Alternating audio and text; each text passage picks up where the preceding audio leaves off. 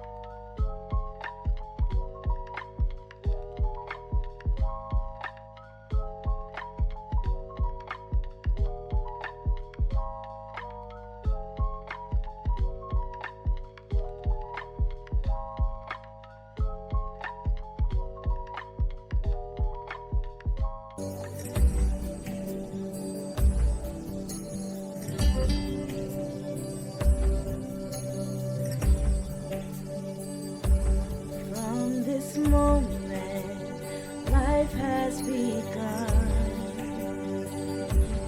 From this moment, you are the one. Right beside you is where I belong. From this moment on, from this moment, I have been blessed. I live only for your happiness and for your love. I give my last breath. From this moment on, I give my hand to you with all my heart. Can't wait to live my life with you. Can't wait to start. You and I will never be apart. My dream came true because of you. From this moment, as long as I live, I will love you. I promise you this, there is nothing I wouldn't give. From this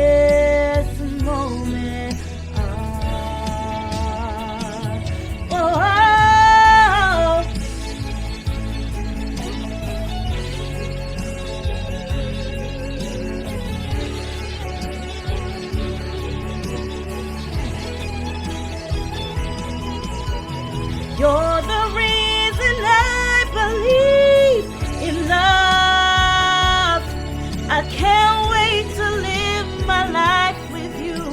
Can't wait to start. All we need is just the two of us. My dreams came true because of you. From this moment,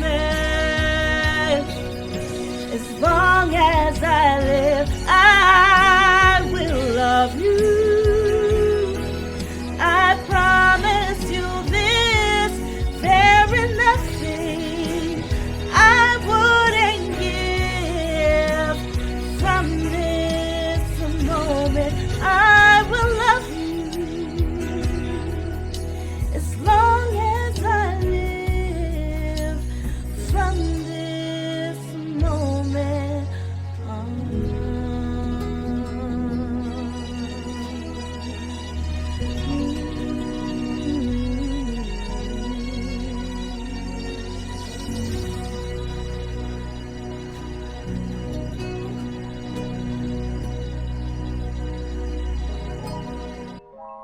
Last year, we got the chance to meet some lovely couples from Faith Outreach Worship Center. And this year, we got 3 lovely couples ready to share about their love. I am Aston. I am Judith. We are the Lintons. Lintons. We have been married for over 27 years. Hi, I'm Steven. And I'm Cecilia, and we're the Allens, and we've been married for almost 3 months. My name is Andre, And I am Melissa. and we are the Francises. We've been married now for 6 months. How did you and your spouse meet? First time we met at a church function. And don't quite remember the year, if it's 91 or 92 or 90, something like I think it was 91. 91. Okay. It was at a church function, just introduced ourselves. And that's where it really started. Just introduced it. We didn't even talk anything that day. We just introduced ourselves. How Andre and I met. Tell the truth. I met Andre on an online dating app for Christians, and how I ended up there. You can say how you ended up there, but I'm very introverted and to myself type of person, and so I knew that social settings or your regular avenues of meeting people wasn't gonna be for me. My sister actually encouraged me to try online dating, and it was my first time. And I kept seeing this advertisement on Facebook and Instagram for a Christian app called F.T.H., which is an acronym for faith. And I just kept seeing it over and over and over, and I decided, you know what, I'm gonna try it. And I downloaded it and I filled out a profile, and then I met my handsome husband here. How did you get For to me, them? my story is not as pretty as Melissa's, but I also was on the dating app. So we did meet on a dating app called FTH, acronym for faith. For me, I was searching for a couple of months before, and the women that I was meeting on the app weren't really meeting the criteria of what I was looking for. And on July the 11th of 2020, I saw this young lady on on FTH, sorry. Saw this young lady on FTH, and she was looking really beautiful. I noticed that she didn't smile in her pictures, kind of like me. And I'm like, interesting. Let's see what she's about. Let me, see how we can maybe hit it off, go on a date, and go from there, So I sent her a message, and she hit me back up the same day. But I was playing the long game. You know what I'm saying? It was my birthday weekend, and I was going out with some family and friends on the following day. So I told her, you know what? It's my birthday weekend. I'm gonna go fishing, and I'm gonna go out with my people. So I'll hit you back up after the weekend on Monday. And she waited for me. And we started talking on the Monday. And we've been talking ever since. Ever since, yeah. We talked pretty much every single day for hours upon hours. Yeah. And I'm grateful. Yeah, we met online, and the beauty of it was that she's exactly the person she said she was. Yeah, I actually had felt a little discouraged, and I was just about to delete my profile, and I didn't know how to delete my profile. And then I saw Steven's profile, and I thought, you know what, let me just give this one more shot. And I sent him a message, and he responded, and the rest is history. When did you know that your spouse was the one? Oh wow, I knew she was the one the first date that we went on. I invited her up north for Saturday for our first date, and it was awesome. We had a great time. We did so much. We just connected on every level. Yeah, we did. It was a very active date. We went go-karting, we went to Wasaga Beach, and then we went to Blue Mountain, and it was just perfect. We spent the entire day together. Yeah, it was that awesome. that first date. Well, at first I always see my friends going to churches and they have them girlfriend, and I always tell myself that I don't want to live a life like that before I even get baptized and things like that, because I was planning to get baptized, but I always said I would prefer to have a wife before I get baptized. So I asked God to provide me a wife, and he did. And I remember when I met her and me and her started go out and stuff like that, we used to go like the dance and stuff like that. And I remember one Christmas we were at the dance, you know, back home in Jamaica. We were at the dance, and it's like a spirit of mine come to me and tell me, you asked me for a wife, and I found you a wife, and this is where you take her. And at the same time I just turned to my wife and asked her, you ready to go home? Wasn't wife then. And it's like she never hesitate. She said yes. Because I was growing in the church, so that wasn't where I want to go, but because he's always there, so I'm where he was. My time was like I went to visit him once, and it wasn't just a visit. I have to go back home. And so when the time come for me to go back home, because I went really early that I'll be able to spend the entire day with him, I was ready to go back home, and automatically the tears begin to flow. I didn't want to go home. I just want to stay with him. Then I knew that, yeah, this was the one. How I knew Andre was the one. I think for me it was, I knew what I wanted when I started the dating process. I feel like it's so important for you to know what it is that you're looking for, and know exactly with detail of what you're looking for. And I had written it down, and I had made my vision very plain of what I was seeking God for. And it sounds very spiritual, but because it is. And when Andre consistently displayed those characteristics, I knew that I found what I was looking for.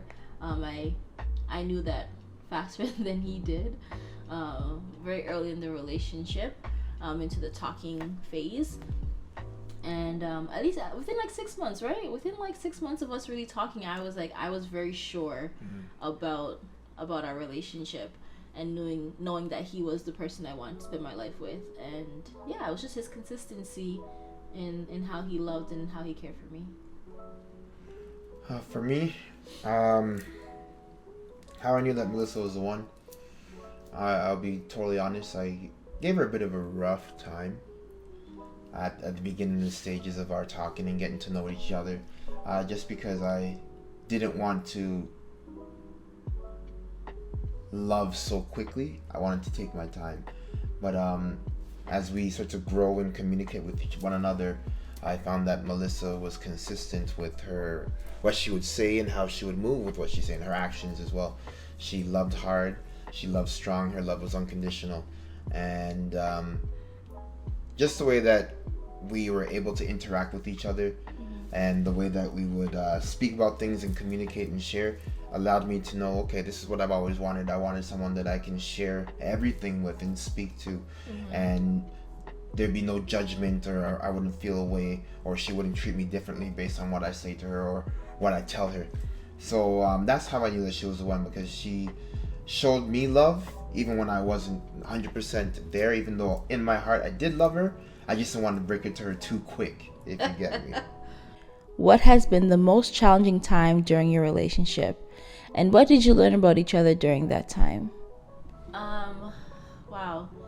The most challenging time. I mean, we've only been married for 6 months. So we're very much in the honeymoon phase, but And we always will be. amen.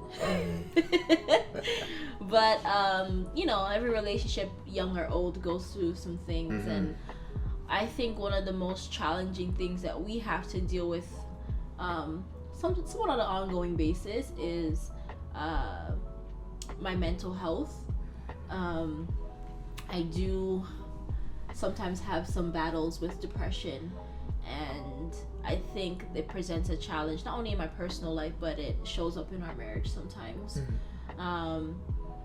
And some of the things that I've learned about Andre going through those challenges is he is patient, understanding, he is kind and supportive. I don't think I've ever experienced all of that at one time from anybody. And so although the challenge is ongoing sometimes, having his support and his love really helps us get through it, and brings a positive note to our marriage. Man, one of the most challenging things that I've faced in our relationship is Melissa doesn't think like I do. We're two totally different people, and even though we do have things in common, I kind of expected her to kind of be on the same wavelength or have the same train of thought like I did. And it's learning to kind of navigate through that. So if, for example, Mel's more introverted and I'm more extroverted, I like to be out with a lot of people and enjoying the fun, loud stuff, and Mel's more quiet. She'd rather be at home with a book, relaxing. So learning to kind of how we can get through that each day, and how to love each other and respect each other without getting upset or mad just because we don't have a lot of same things in common, which we do have a lot in common, but at the same time we don't. What it's taught me about Mel is that she gives me the liberty and the freedoms to be myself, which I really love. And at the same time, she is 100% genuinely herself at the same time. She's not into conformity. She's not going to do things because I'm trying to tell her, well, this is best for us. She really likes to think things out, and then she weighs what's the pros and the cons, and then we move from there. We haven't had many challenges at all. Everything has been like smooth sailing. I think what might be the most challenging is that Stephen works shifts, and we don't really get to spend a lot of time, a lot of time together. Yeah, and I think what we learned though is that spending time with each other is very important. Very important.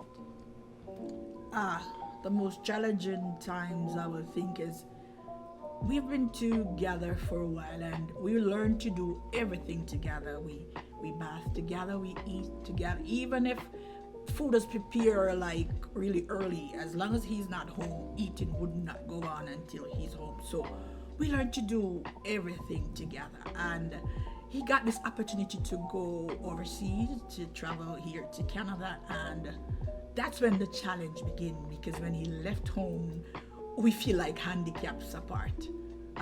It was really, really challenging doing things by ourselves, for he would be away for 8 months, and that's when all the challenges arise, doing it all by ourselves apart.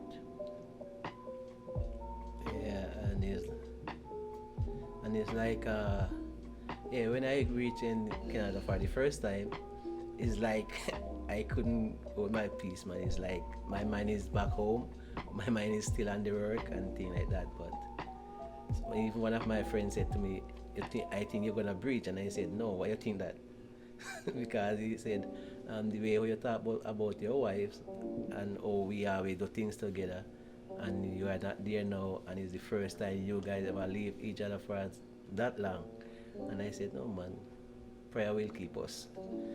Yeah. When I was away, I communicate mostly on the phone, and it's like a day, or if I used to call her every other day, and if that day come and she doesn't get me on that timing where she would like hurt me or something like that, she would like maybe frustrated and wonder if something went wrong or something like that. We learn to communicate more. We share more, because then he would not be home to see what was going on, and so therefore it is my duty to really tell him what was going on. And so I think we learn to communicate, and I get to realize that we do not change much. It is the same pattern, just that we are not doing it together.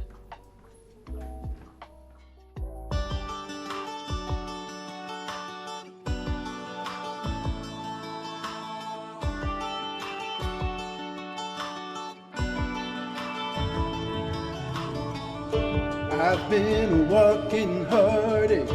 I've made a mess of me. Person that I've been lately ain't who I wanna be, but you stayed right here beside me and watched as the storm blows through, and I need you. 'Cause God gave me you for the ups and downs. God gave me you for the days of doubt. And for when I think I've lost my way, there are no words here left to say it's true. God gave me you.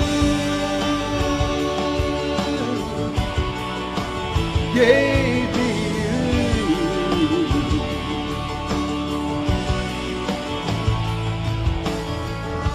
More here than what we're seeing, a divine conspiracy, that you, an angel lovely, can somehow fall for me. You'll always be love's great martyr, I'll be the flattered fool, and I need you. Yeah, God gave me you for the ups and downs. God gave me you for the days of doubt. And for when I think I've lost my way, there are no words here left to say it's true. God gave me you. On my own I'm only half of what I could be. I can't do without you. We are stitched together, and what love has tethered, I pray it never undo. 'Cause God gave me you for the ups and downs. God gave me you for the days of doubt. God gave me you for the ups and downs. God gave me you for the days of doubt. And for when I think I've lost my way, there are no words here left to say it's true. God gave me you. Gave me you.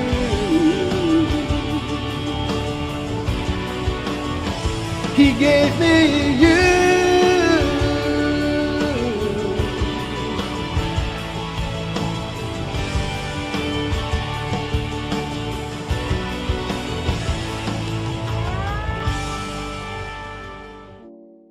How do you deal with conflict in your relationship?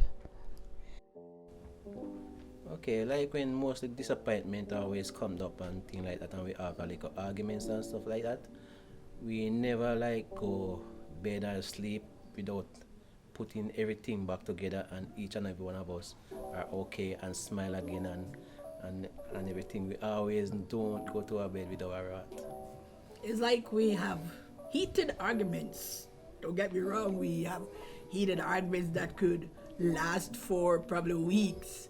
But he would never give me the time of day to stay in my anger. We will talk about it until it is stretched out into another argument where it would not be an argument, it would be like a story or talking about somebody, and we forgot that we were in an argument. It's like my kids always said, these people are so strange. We'll be locked in the room and we will spend hours because we are not leaving until we cover every ounce of what we are talking about. And when we leave that room, we'll be leaving that room laughing and talking.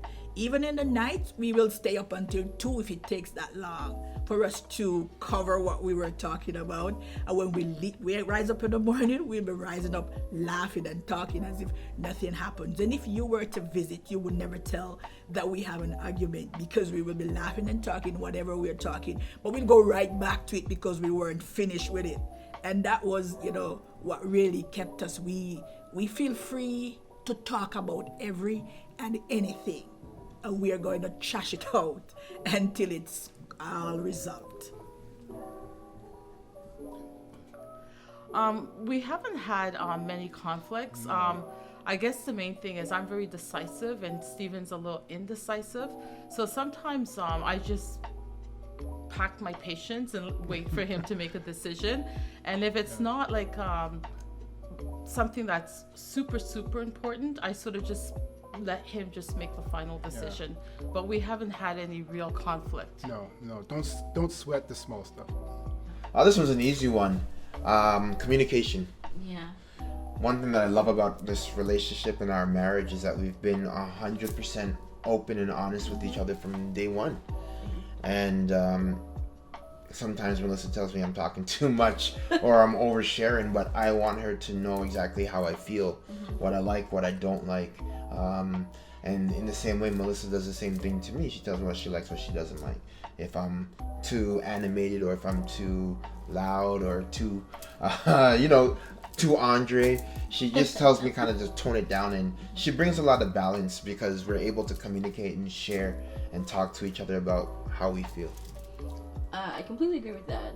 We have always been good with communication in our relationship, I think. And when we do have conflict, we just talk things out. That's it. We're not the type of people to be loud and yelling and doing the most. Andre's like that in his own personal life, but like when it comes to conflict, we're not yelling at each other, we're not cussing at each other, none of that stuff. If it's ever a heated conversation, we go to our corners and kind of just take a moment, and we always come back and just talk it out and come to a solution. One thing we've agreed upon before we got married is that there's always a solution. And as long as you agree that there's always some kind of compromise that we can come to, then all you have to do is find out what that compromise is and get to it. That's it. Yeah, honestly, I say to Mel, it's not my first time to the rodeo. Right. So this time things will be done a lot differently. Movements will be made differently to ensure the peace and the love stays strong in the marriage. Yeah. What is the best part of being married to your spouse? The best part about being married to Steven is I feel totally supported by him. And I feel like I can just love him unconditionally and just love him fully, because I just know he'll never hurt me. He always has my back and he's just always there. Yeah, and the best thing I love about you, Cecilia, is just you're always there for me. It's just, what more can I say? You're just showing me how much you love me, and I think that's very important, is expressing love, and you always do that, and I appreciate that. Okay. The best part about being married to Andre, it's a lot of joys, being married to Andre, but my favorite thing is just the companionship. it's nice to have someone to come home to and to just hang out with. And I'm a very simple, I like the simple things in life, you know, and just us lying on the couch and watching our favorite show and just being able to share with each other our days. Like, that's the best thing. I love being able to do that with you, babe. How about you? My favorite thing about you, babe, is that I think it's a tie. I receive a lot of balance from you, and the support. Like, you're my number one fan, even though you don't like my cooking. I do like your cooking. We'll talk about that another my time. God. But Mel has brought balance to my life in so many areas that I never knew could be balanced and be structured and be organized. And for me, I feel like the way that I used to live, the way that I used to live, because it's changing slowly, but I kind of felt like I was on top of everything when really, truly I wasn't. But Mel's come in and she helps me to be on top of things. Companionship with Mel is beautiful. Coming home after work, after a long day, and, you know, there's no other feeling to have a nice, good cooked meal and some tea, and, you know, your favorite TV show's ready when you come home, and you can kick back and relax with your special someone.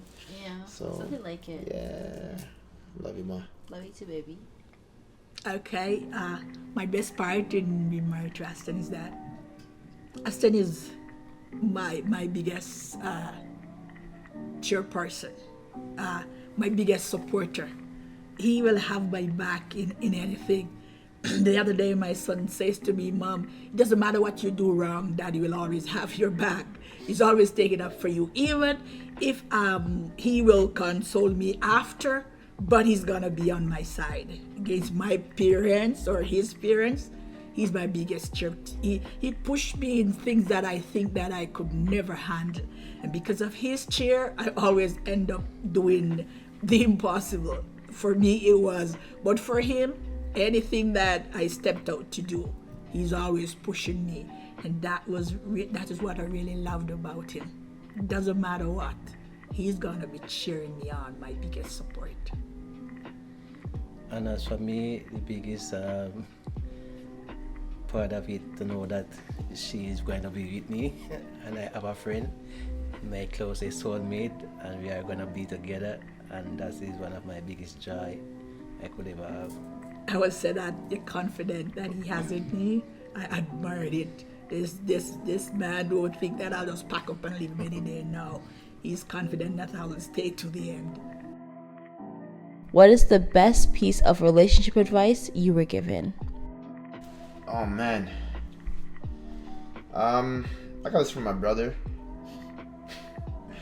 and it's very sound advice. Don't sweat the small stuff.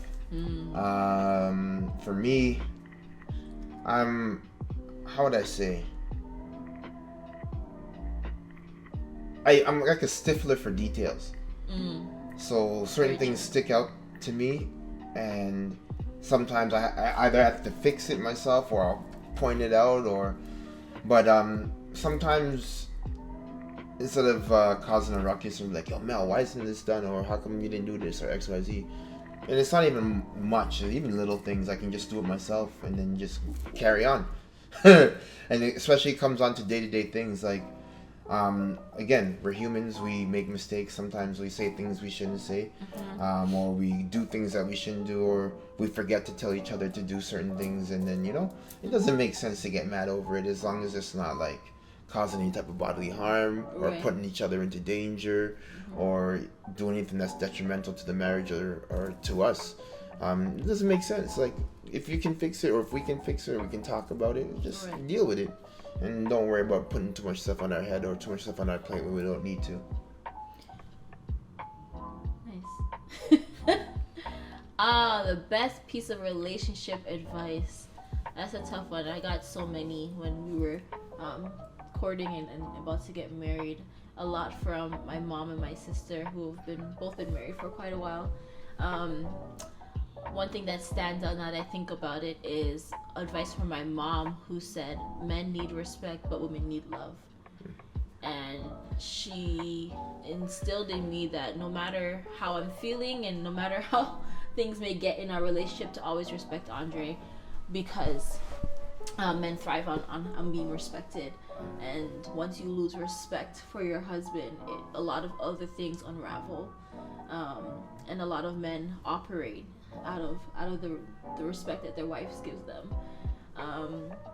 And so I'm just trying to make sure, no matter how I'm feeling, no matter what the situation is, to always show a level of respect and never get to a level where, you know, we're hitting below the belt and all that stuff. We don't do those things, No, but never will. no. But I want to make sure that my husband always feels that he is loved and respected by me. On our wedding day, the 27th of January, 76. He always remember. 96. He always remember. I'm the one who never remembers. But this old man, he was my uncle-in-law, and he was giving tribute at our wedding. He dies now. His name is what's his name again? Deacon Wallace, because we all call him Papa, so sometimes I don't remember his name. And he said to us that no matter what conflict you guys have, it doesn't involve anybody else but you two. Your mom should not get involved, your dad should not get involved, your kids should not get involved, nobody outside should get involved. And if somebody comes knocking, remember, it stops right there until they're gone. So when they're left, they would not be leaving with any negative that something was happening. But it must be between the two of us. And that stays with us. The same thing goes on me. That's the same thing I get. The best piece of relationship advice I was given was actually someone in this church when I told them we were getting married, and it was just to keep God and make God the center of your relationship. Yes, same here. I agree. That was the best advice was given to me as well. Yes.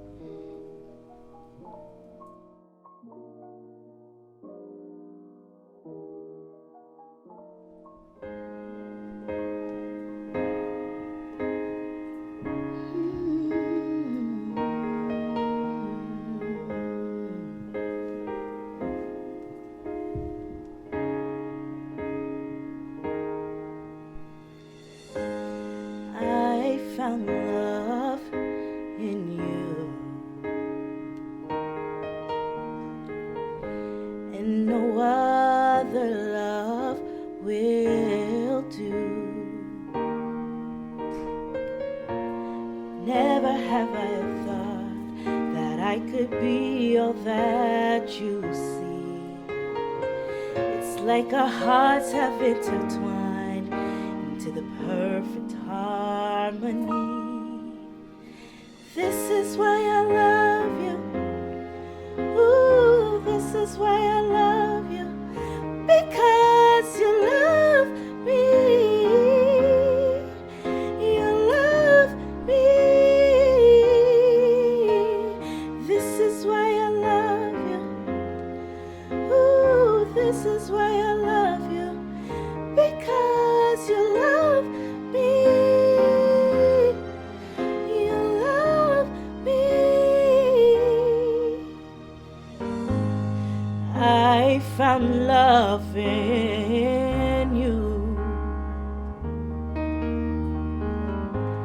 and no other love will do. Every moment that you smile seems to take the pain away. Forever and a while, in my heart is where you'll stay. This is why I love you. Oh, this is why I love you. Because you love me. You love me. This is why I love you. This is why I love you. Because you love me. You love me. What's the most important thing for a wife or husband to know? Well, as for me, the first time is like never hide stuff from each other. Like if I have like a 10 cent and I have a $5, I gotta just let you know that there is $5. And you know, like some people would have some money and take it out and say this is for a dinner or something like that. I just don't do that. I just put everything like there, and she take whatever she wanted, and when it done, she know, and when it's there, she know. So she don't have to say like you have money, and you know, like some people who want to take care of the home and stuff like that, and whether you hide stuff from the person, they would say maybe you have it and they, you understand. So never hide stuff. Mine is prayer time. I always say to people out there that, you know, there is wickedness in high places, and persons will talk about tying their husband, but I do mine through prayer, because they said the family that prays together will stay together. And so I always have prayer time and intimacy. You have to have that. You have to have this commitment. You have to have this communication. To me, communication is the key. Talk about what you feel, what you're not feeling. Because sometimes when you're feeling real bad and you bundle it up, that's when the problems come. When you finally get to let it out, it is so much that you find yourself can't stop. So deal with it as it comes so you would not bundle up. So communication, be as transparent as you can. Let your husband know you. Respect each other's views. Work as a team together. Whatever happens outside, you know, I don't want nobody else telling me. I want to know. When they call me to say XYZ, I want to be on top of it. I want to know. I know. Be each other's keeper. Never learn to correct your spouse in a crowd or belittle them. Whatever friends you keep, make sure each other is comfortable with that friend. And one last thing, I will say that do not keep a friend that you cannot trust around your husband. And do not allow a friend to take care of your husband. That is a no-no for me. But the best thing is to know that nothing is like 100 anymore. When you come together, it's 50-50 all the way. You have to be in his shoe and he be in your shoe. You try to know his feelings. I am always saying that if he doesn't like that earring that you're wearing, what the hell? You've got a whole lot change it. No matter how I love my earring, he doesn't like it, it's coming out of my ear. That's going to keep peace. So whatever he's not comfortable with, I try not to be comfortable with, so that we can be on one accord. I would say the most important thing for any spouse, wife or husband, to know is that your spouse is human and they will make mistakes. Bringing that level of understanding and clarity to your marriage will help you extend grace more often. You will have to, in your marriage, forgive often. Yep. And when I say often, I mean literally daily, and sometimes multiple times a day. Andre. So you will have to forgive often, and so recognizing that my spouse is human, they're not infallible, they will make mistakes, they're not perfect. I'm able to be like, brush things off a lot easier. He didn't get to the garbage, okay, well, you know, we'll get to it later. We wasn't able to pick up the milk on the way home and I really needed it, well, you know, oat milk. We'll get another day. Like the little things that would drive somebody crazy or make them actually upset, just know that your spouse isn't intentionally, and make sure you marry someone who you know isn't intentionally trying to hurt you.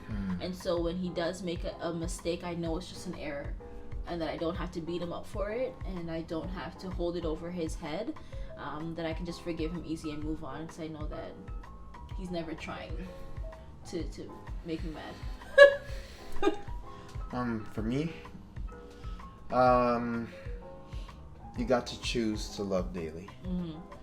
No matter how you feel, what's going on, you got to be intentional about your love. Yeah. It's kind of like what Mel was saying earlier. Like, people will get mad with each other, and arguments may happen, or you might face some type of conflict. But at the end of it all, are you still in love?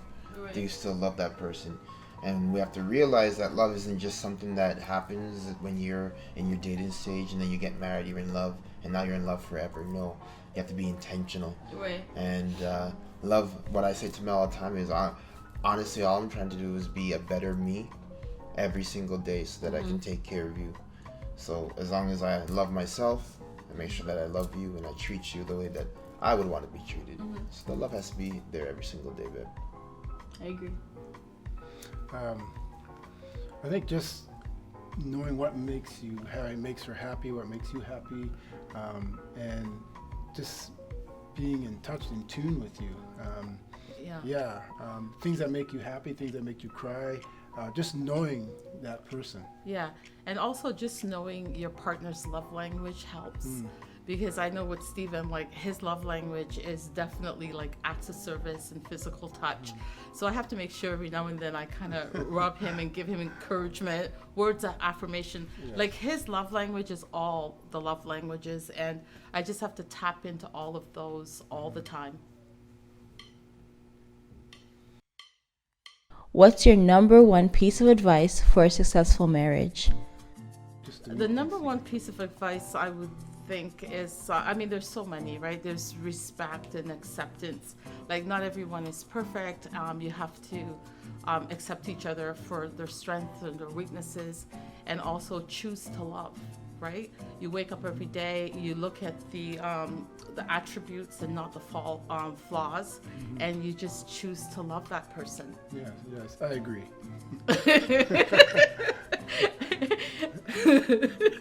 I think I will say prayer.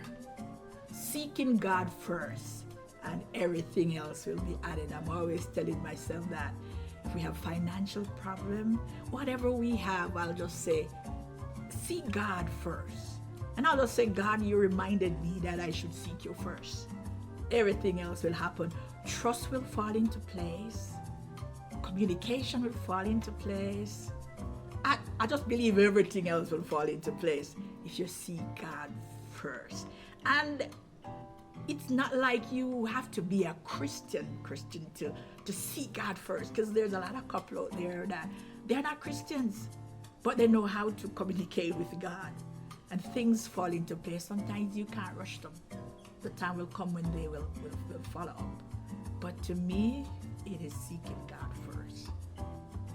And as for me, never feel too big to say I am sorry when you go wrong. Yeah, he's always doing that though. Even when I am wrong. I would say the number one advice for a successful marriage is consistently working on yourself. I think when you are your best form, when you are your happiest form, you bring all of that great stuff into your marriage, and you're able to give your best self to your spouse. We hear a lot of the people don't take enough self-care. But if you're working on your relationship with God and that's stable, your finances are stable, your mental health is stable, you get to bring all of that education, that knowledge, those skills into your marriage, and be able to, either bring your partner up or help your partner. And just showing up happy. It's a big thing to show up happy in your marriage, and that starts from yourself and from within. And I'm able to do that, do the work, and then bring it to my marriage, and so that Andre's also happy with who I am. And then you helping your spouse do the same thing, right? Supporting each other in whatever that looks like. And so if I need to take a mental health day, or if I need to have a quiet moment with God, and Andre allows me to do that, he knows that I'm helping myself to help our marriage, So I would say make sure you're taking care of yourself so that you can be the best for your husband or your wife, sorry. I would say to put God first in the marriage and in all things. Now, I'm not saying that people who are not Christians or who don't know Christ don't have successful marriages. But for us who are believers, I believe putting Christ first, so like praying together, reading together, sharing times, just listening to worship music, and just relaxing in the power and the rest that God gives us. Um, when we were going through marriage counseling, our counselor said that marriage doesn't make you happy. Yes. It makes you holy, right? Because now we are fulfilling the plan that God has for us as being husband and wife and following how God created and the design and the institution of the family to be.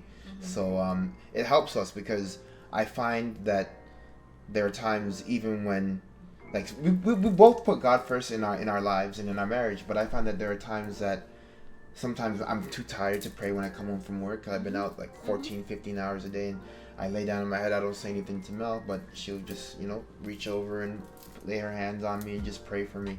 And vice versa. There are days where Mel's not feeling well and she's too tired, or so many things are going on in our lives, and I'll just spend time praying with her and asking the Lord to cover her.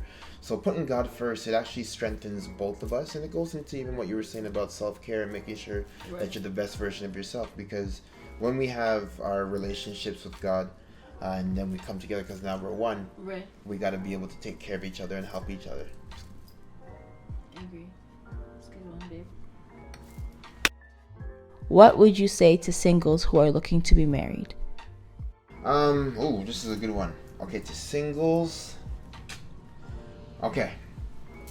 Singles, if you're looking to be in a relationship or looking to get married, do not take advice from somebody else who's single. And I say that, you ever heard the saying, misery loves company? Ooh. And I'm not trying to throw any shade or anything, but the real thing about it is, okay, if you're, how would I say, if you're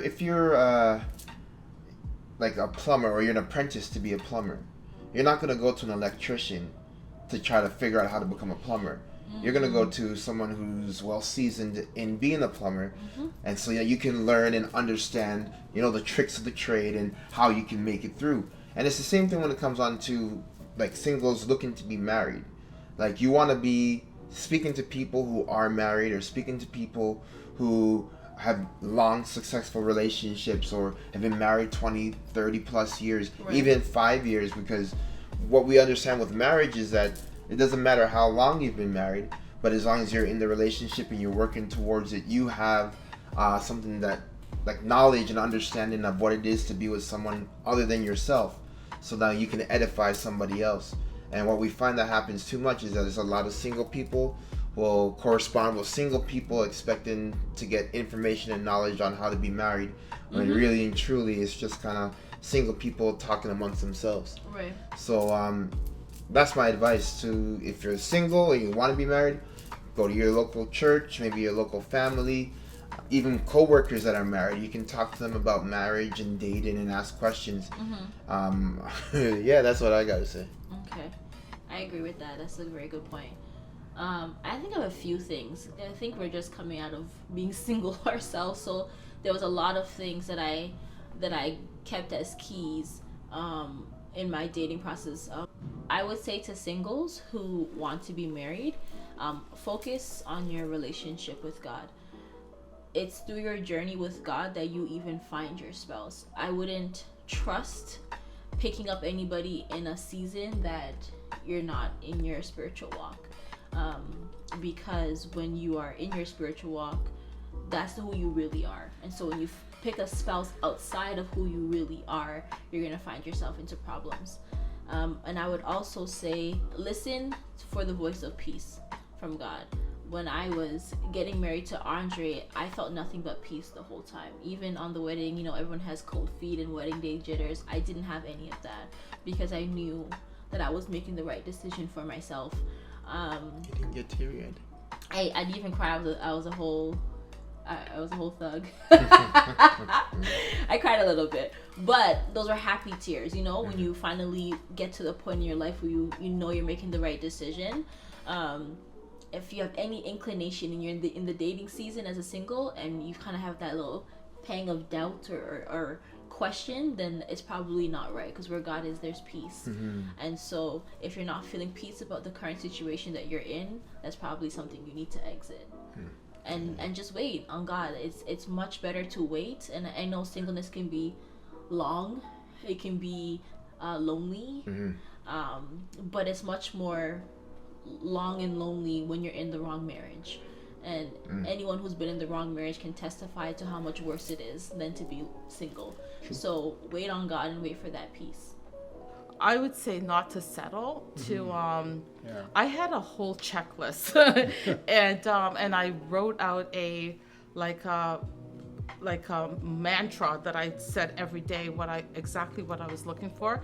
And I found that there were some things that were really, really important to me, and some things I just didn't want to compromise with. Like, I didn't want to compromise being with somebody who was loving, God-fearing, vulnerable, that was trustworthy and supportive. I didn't want to compromise, and love to travel. I wanted that so badly, and I wasn't willing to not have that. Yeah, and for me it was compatibility. And Cecilia and I are very compatible, and I think that's very important to find someone who is very compatible. Very compatible. We're very active, and we stay busy, and it was just very important to us to have that. Singles, what can I say? Because seeking Mr. Linton, he wasn't my choice. Nah, I would like hot guys. Mr. Linton was an old-fashioned guy. Pants at his waist, shirt tucked in. Old-fashioned love.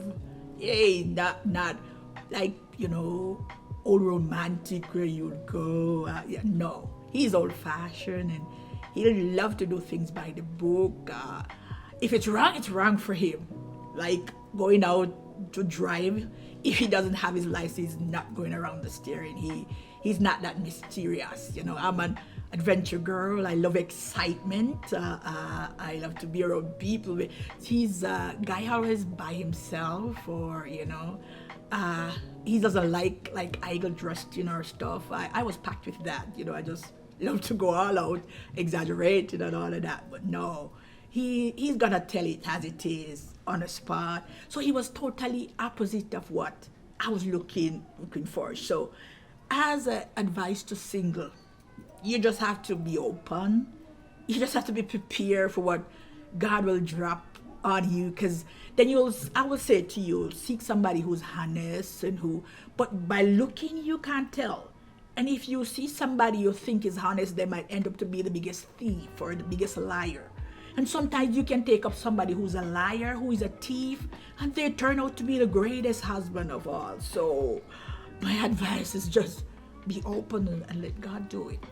You have anything to add? No, everything's okay right here.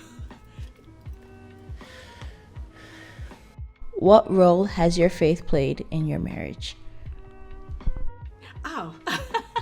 What role does our faith play? From the very beginning, it was all about faith. Because when we started out, we had nothing. But look at us today. It's like together, having nothing was nothing. Being together was all of it. So if we even didn't see what we will have for tomorrow, we gotta trust God that it will turn up, and it always turns up. When he started traveling, prayer. Well, we do prayer at home. We used to have our own little devotions. But when he started traveling, phone wasn't so as it is today. And so we always have to choose 1, 2, 3 days a week to call. And those were the worst days of my life, because I'm used to having him right through the day like a tail, or if I step back, I step on him. So we were like that. My mom used to, if we're complaining, we'll say, not me, because you guys are too, together. And it's like, when we started having the access to phone, every morning, Mr. Linton would call my phone before work, we pray together. And most nights before we lay down, we'll have like Bible studies together. When we are home, we call the family together. If visitors are there, we always have the set time. The pattern change over the time, because normally we are not that disciplined to stick to it. But for the morning prayer, every morning, Mr. Linton is on the phone. He's going to call. We're going to have it 5 minutes, 10 minutes. Sometimes I say, if you have to go to work and my prayer get out of the way, because sometimes when I'm in my prayer, I'm not going to stop. I'll take maybe half hour or more. You can go and leave. I'll finish the prayer, but every morning, and I guess that is what keeps us until today, because we still do it now. Wow. Just having God in my life, always depending on Him to lead me and to guide me in making decisions. And I mean, sometimes I make my own decisions and I find where it leads me, but I really leaned on the Lord and asked Him to put an amazing woman in my life, and He has, and I thank God for Cecilia. Yeah, and I remember the day before we got married, like I was so nervous, like really extremely nervous, and I had asked Stephen like if he could just pray for us, and he held me and he said a prayer, and there was so much comfort that came to me that night. It was just overwhelming. Faith has played a big role in our marriage. Honestly, just from the Word of God, where the Bible says that husbands, you should treat your wife and love your wife the way that Christ loves the church. And for me, I vowed in my heart that when I was married to Melissa, that I would follow that scripture till I die, and that I would love her unconditionally, no matter what. And like I said earlier, marriage doesn't make us happy, it makes us holy. So with our faith, trusting God, He allows us to become better people. And remember, when we have the faith and the power of the Holy Spirit living within us, we have the fruit of the Spirit, right?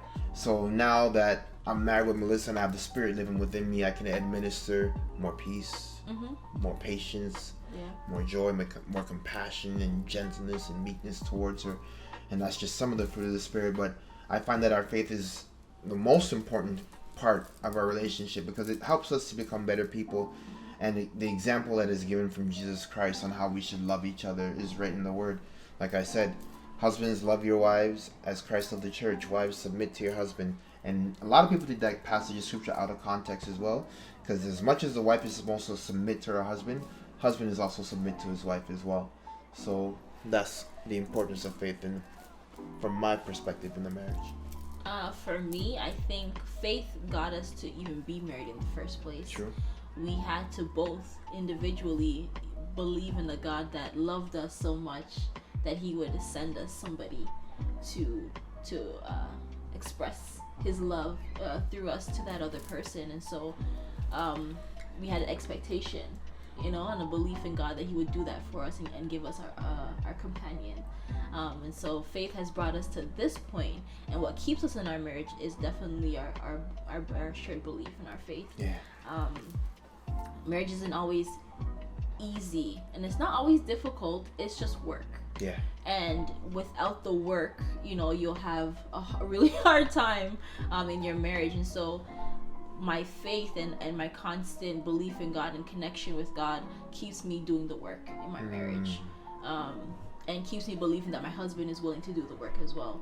And so it's the center of everything that we do, all of our decision making, all of everything, every move that we make, financially, housing, spiritually, emotionally, everything that we try to do, we try to incorporate our faith in it. So it's the centerfold of everything that we are and we represent as our marriage, and it will continue to be. Yes, it will. Yeah.